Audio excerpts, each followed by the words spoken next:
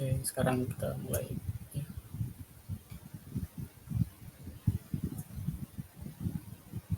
Udah nampak kan?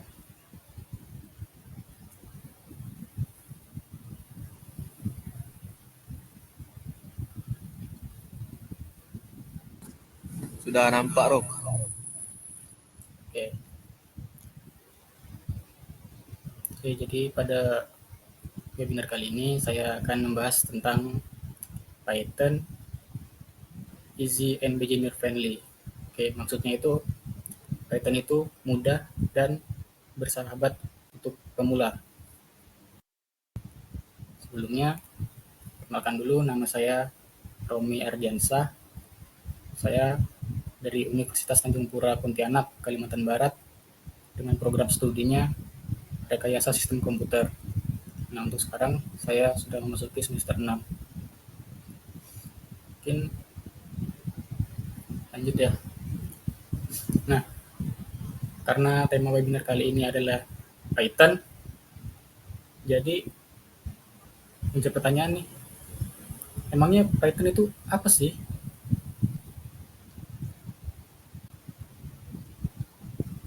Mungkin ya dari teman-teman di sini sudah pada tahu lah ya kan, Python itu apa, karena kita di sini basicnya sama-sama sama-sama kuliah di bidang IT ya. Jadi ya kemungkinan besar sudah pada tahu apa itu Python. Nah, kira-kira nih dari kelima gambar ini, yang mana sih Python? Apakah Python itu hewan, kendaraan, olahraga, atau apa ya?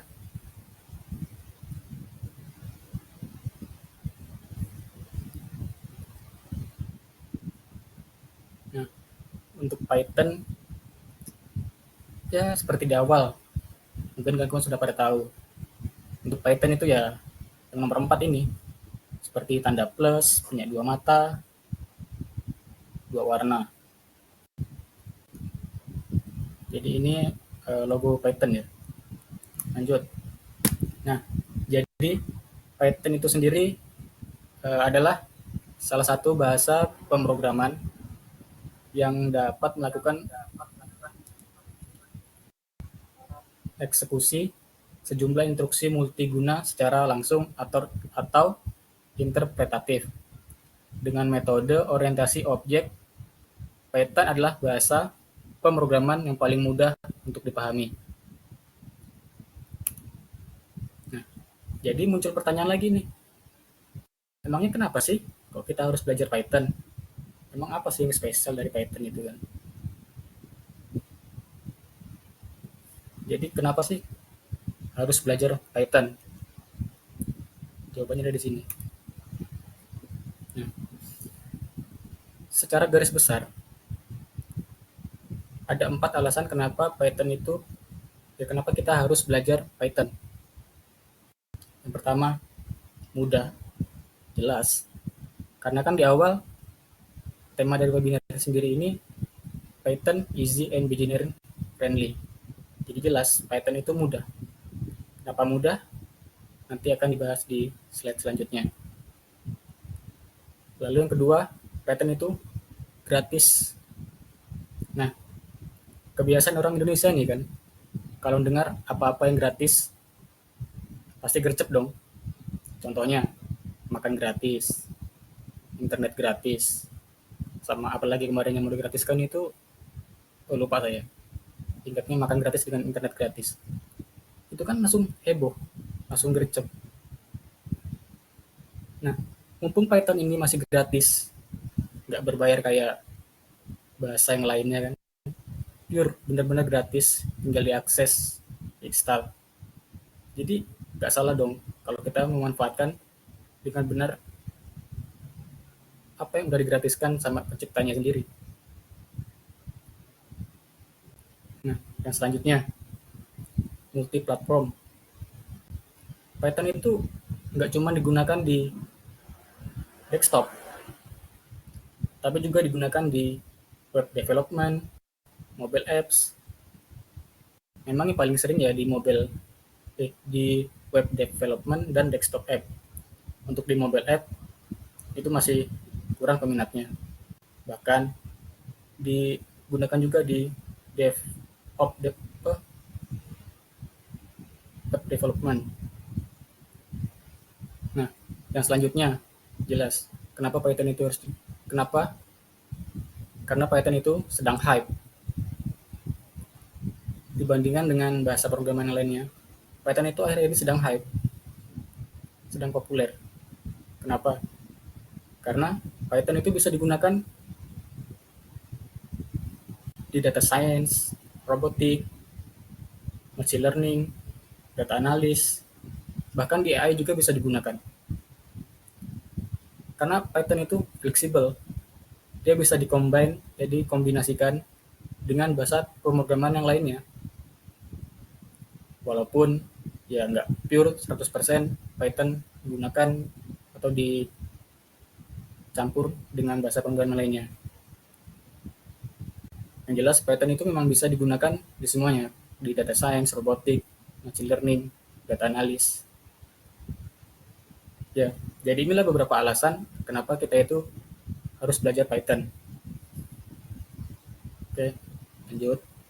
Nah, kan setelah tadi kita bahas hype, muncul pertanyaan lagi nih.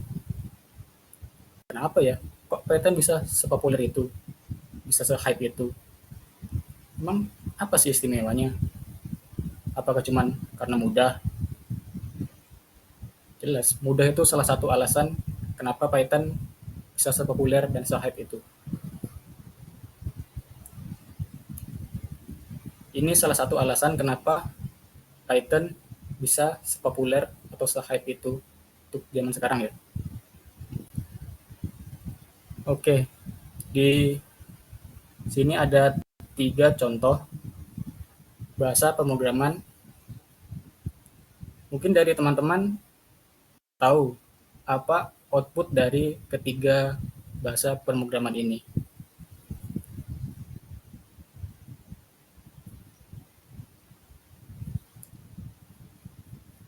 Nah, output dari ketiga bahasa pemrograman ini sama-sama menghasilkan output hello world.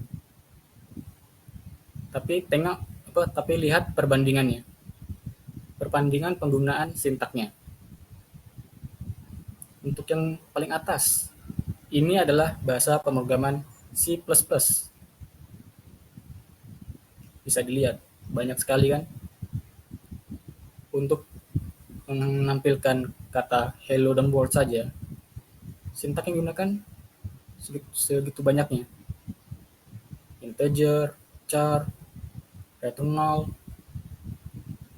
baru muncul kata hello world-nya. Nah, sedangkan untuk bahasa pemrograman yang di tengah, ini adalah bahasa pemrograman Java. Java ya, bukan Jawa. Java. Lihat juga di bahasa pemrograman Java ini. Untuk menampilkan kata hello world aja, cukup banyak kan sintak yang digunakan. Terutama ada class main. Ini jujur aja lah ya. Saya sendiri pun untuk class main ini masih rada bingung penggunaannya. Apalagi untuk orang awam yang baru mau terjun ke dunia pemrograman. Apa langsung bingung? Langsung disambut dengan class main. Kemudian string, print, print len n, ini pun baca gimana saya nggak tahu. Baru muncul kata hello world-nya. Dari dua bahasa pemrograman yang di atas, bandingkan dengan bahasa pemrograman Python yang paling bawah. Simple kan? Mudah. Cukup kata print, kurung petik, hello world. Udah, dijalankan, muncul katanya hello world-nya.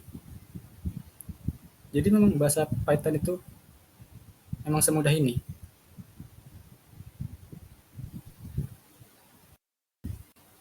Tapi teman-teman pernah bertanya-tanya nggak sih? Siapa sih orang di balik bahasa Python ini? Siapa sih orang yang menciptakan bahasa Python ini? bisa dibilang dia sudah berjasa sekali di dunia pemrograman dengan menciptakan bahasa yang sesederhana dan semudah itu. Mungkin ada yang tahu, mungkin juga ada yang belum. Jadi siapa sih penemu atau pencipta bahasa pemrograman Python ini? Ini dia orangnya, Guido von van Rossum. Jadi orang inilah orang yang berjasa, orang yang menciptakan bahasa pemrograman yang sesederhana Python dan semudah Python. Sekarang muncul pertanyaan lagi nih, kok si Guido van Rossum ini ngasih nama bahasa yang dia ciptakan itu Python dibandingkan dengan bahasa pemrograman lainnya seperti C++, JavaScript, Bootstrap, Python. Kayak berbeda sekali gitu kan. Apakah si Guido van Rossum ini suka main ular piton? Jadi dia ngasih nama hal yang diciptakannya dengan Python? Bisa jadi, bisa enggak. Nah, setelah saya riset, setelah saya cari asal-usulnya, ceritanya kenapa, cukup panjang kalau diceritakan. Mungkin saya agak persingkat aja ceritanya ya. Jadi kenapa si Guido van Rossum ini memberi nama bahasa pemrograman yang dia ciptakan itu dengan Python?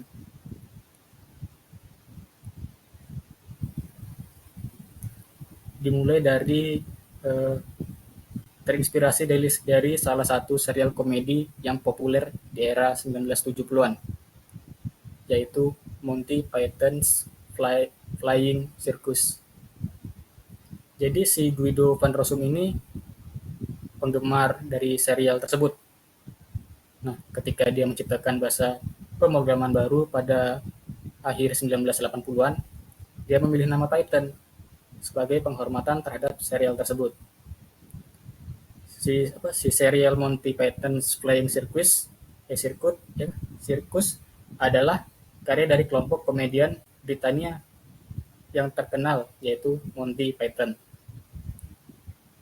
Serial ini tuh ditayangkan dari tahun 1969 sampai 1974 dan sangat terkenal karena humornya yang khas, cerita yang kreatif, dan animasi yang inovatif. Si Monty Python itu dianggap sebagai salah satu kelompok komedian paling berpengaruh pada saat itu ya, tahun 1970-an. Nah, lalu si Guido van Rossum ini menciptakan Python. Dia ingin menciptakan bahasa yang mudah untuk dipahami. Jadi nama Python dipilih sebagai simbol kesederhanaan dan kecerdasan sesuai dengan filosofi desain bahasa tersebut. Dengan mengambil nama dari Monty Python tadi, bahasa Python tidak hanya memperoleh identitas yang unik, tapi juga menarik penggunanya dengan cara yang tidak terduga. Kemudian sejak awal kelahirannya, Python telah tumbuh menjadi salah satu bahasa pemrograman yang paling diminati di seluruh dunia. Digunakan dalam berbagai aplikasi, mulai dari web, dari pengembangan web, pemrosesan data, hingga pembuatan AI. Jadi nama Python ini menjadi bagian dari warisan dan kepopuleran bahasa pemrograman itu sendiri. Nah, jadi kenapa si Guido van Rossum ini memberi nama bahasa pemrograman yang ia ciptakan itu dengan nama Python? Bukan karena dia suka ular piton, tapi dia suka melihat festival sirkus tadi, di mana nama sirkusnya itu ada Python-nya. Nah, jadi dari situlah kenapa bahasa pemrograman Python dinamakan Python oleh si Guido van Rossum ini. Oke, lanjut ke konsep dasar dari Python. Secara garis besar, konsep dasar Python itu ada 5. Yang pertama, variabel dan tipe data. Yang kedua, struktur kontrol. Yang ketiga, perulangan atau looping, yang keempat fungsi, dan terakhir modul dan paket. Jadi di sini kita akan bahas satu persatu secara singkat aja tapi. Nah, yang pertama, variabel dan tipe data. Variabel sendiri itu adalah nama yang digunakan untuk menyimpan nilai seperti angka, teks, atau nilai lainnya. Contoh penggunaannya kayak nama sama dengan John, umur sama dengan 25. Itu merupakan variabel karena mengandung angka dan teks. Kemudian untuk tipe data dalam Python sendiri itu mencakup beberapa hal. Ada 4 hal. Yang pertama itu integer. Digunakan untuk bilangan bulat. Contohnya penulisan umur dengan 25. 25 kan bilangan bulat. Yang kedua, float. Digunakan untuk penulisan bilangan desimal. Contohnya tinggi sama dengan 175,5. Karena menggunakan 0,5, jadi termasuk ke dalam float. Yang ketiga, string. Digunakan untuk penulisan teks. Penggunaannya diapit oleh tanda petik ganda atau tunggal. Contohnya penulisan nama si John tadi. Dan yang terakhir yaitu boolean. Digunakan untuk menuliskan nilai true atau false. Contoh penggunaannya seperti di samping, benar sama dengan true. Kemudian selanjutnya, struktur kontrol. Di struktur kontrol itu ada 3, if, else, dan elif, yang digunakan untuk membuat keputusan berdasarkan kondisi tertentu. Contoh penggunaannya seperti di samping. Struktur kontrol if dan else digunakan untuk memeriksa kondisi umur seseorang. Contohnya itu di samping. Nah, jika umur lebih besar atau sama dengan 18, maka program akan mencetak Anda sudah dewasa. Jika tidak, program akan mencetak Anda masih di bawah umur. Maksudnya, kan dituliskan di situ umurnya 25. Nah, kita ambil perumpamaan aja lah. Umurnya 25, syaratnya 18. Nah, 25 dengan 18 kan berarti sudah jauh kan, 25 lebih tinggi. Jadi, lebih besar, maksudnya 25 lebih besar. Jadi yang di print, Anda sudah dewasa. Nah, jika kalau umurnya itu 17, maka yang di print yang else, Anda masih di bawah umur. Jadi intinya, kalau perintah if itu sudah benar, maka berhenti di situ perintahnya. Nah, jika if masih kurang, maka akan berlanjut ke perintah else, baru selesai. Nah, itu struktur kontrol. Kemudian lanjut ke perulangan atau looping. Di perulangan atau looping ini ada 2 jenis penggunaannya. Yang pertama, penggunaan for loop untuk mencetak angka dari 1 hingga 4. Fungsinya menghasilkan urutan angka dari 1 hingga 4.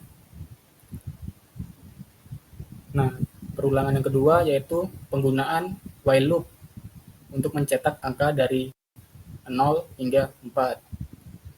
Loop akan terus berjalan selama kurang dari 5 dan akan bertambah 1 setiap kali iterasi berlangsung. Kemudian selanjutnya adalah fungsi. Nah, fungsi sendiri adalah blok kode yang dapat dipanggil untuk menjalankan tugas tertentu. Contohnya seperti di samping. Fungsi sapa menerima argumen nama dan mencetak pesan sapaan dengan nama yang diberikan. Jadi ketika di print, bukan cuma halo, tapi namanya juga ikut. Karena ada fungsi def. Jadi ketika di print, hasilnya adalah halo John. Karena ada argumen namanya di situ. Oke, yang selanjutnya modul.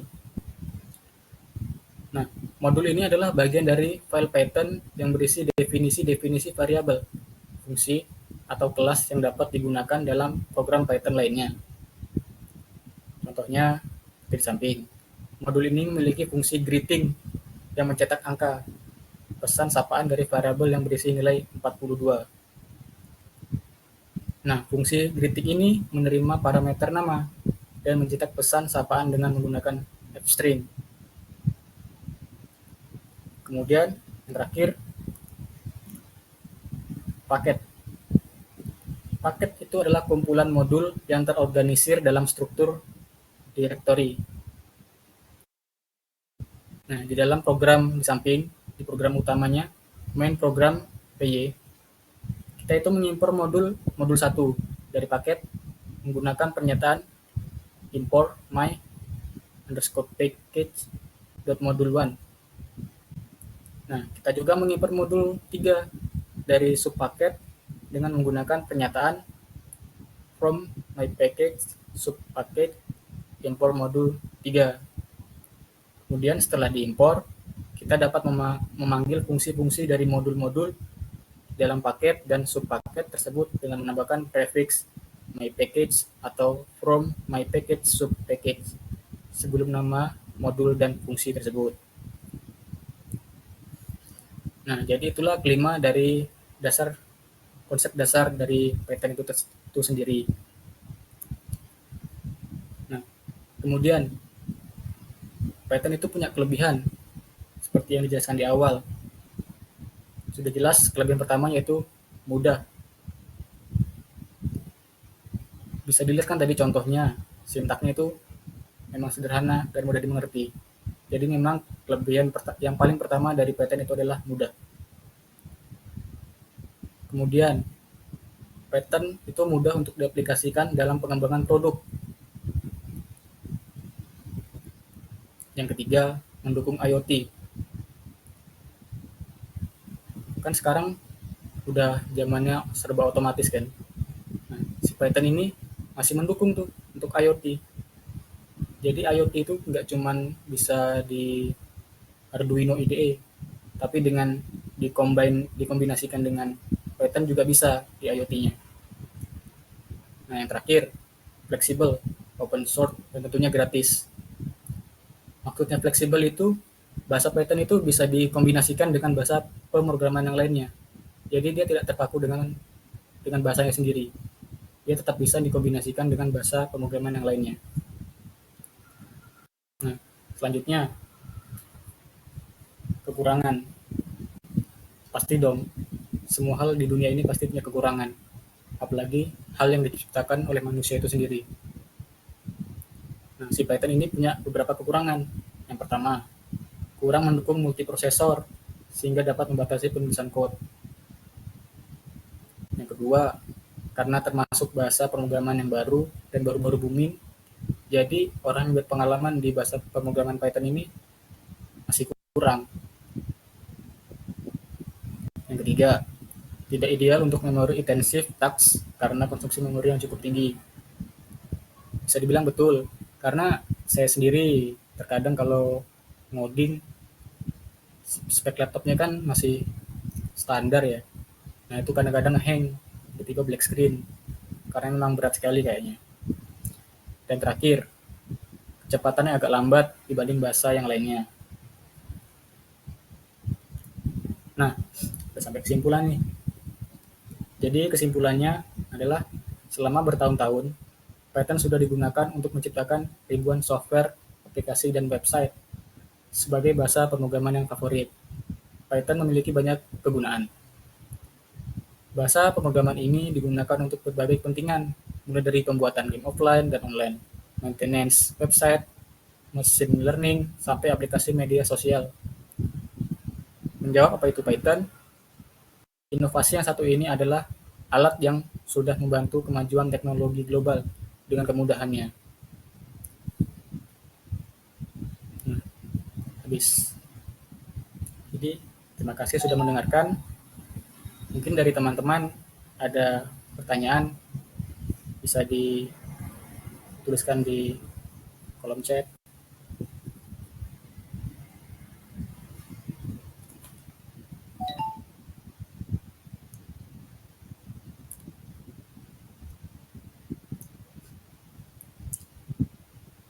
Mungkin dari teman-teman ada yang masih kurang jelas atau ada yang mau ditanyakan, bisa disampaikan di kolom komentar ya, di kolom chat.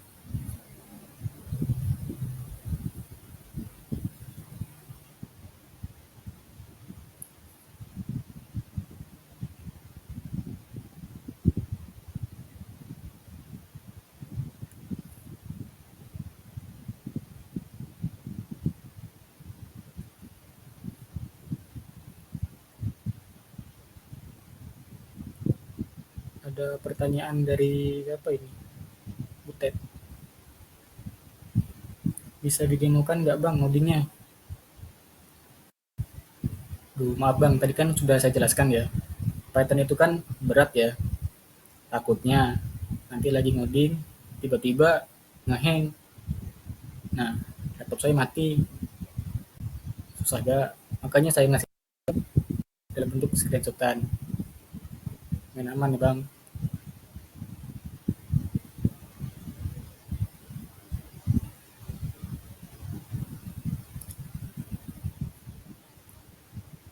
Mungkin dari teman-teman masih ada yang tadi pembahasan kurang jelas, atau mungkin ada pengetahuan lain tentang Python, bisa disampaikan di kolom chat.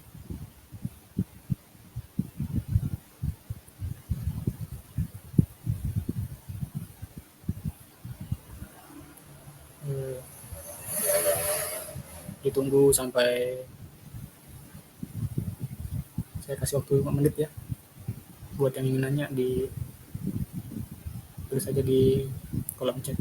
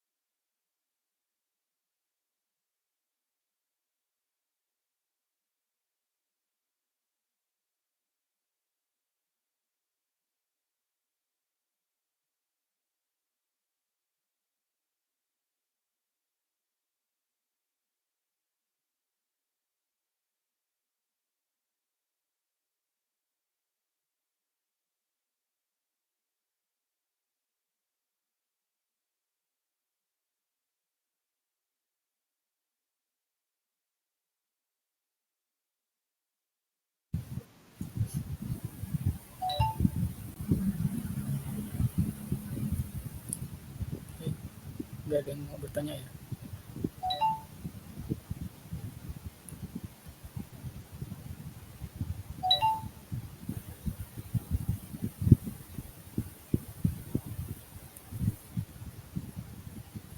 Oke, kalau memang nggak ada yang bertanya, mungkin apa yang saya sampaikan sudah cukup jelas ya.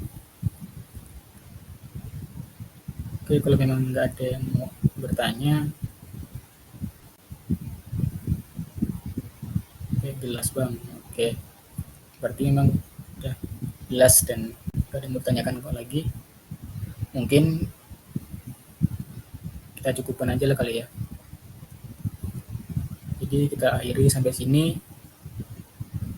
sesi kali ini. Terima kasih buat teman-teman yang udah menyempatkan hadir dan menyimak apa yang saya jelaskan. Semoga apa yang saya jelaskan sedikit ada manfaatnya. Oke, saya akhiri. Kurang lebihnya mohon maaf. Wassalamualaikum warahmatullahi wabarakatuh. Boleh live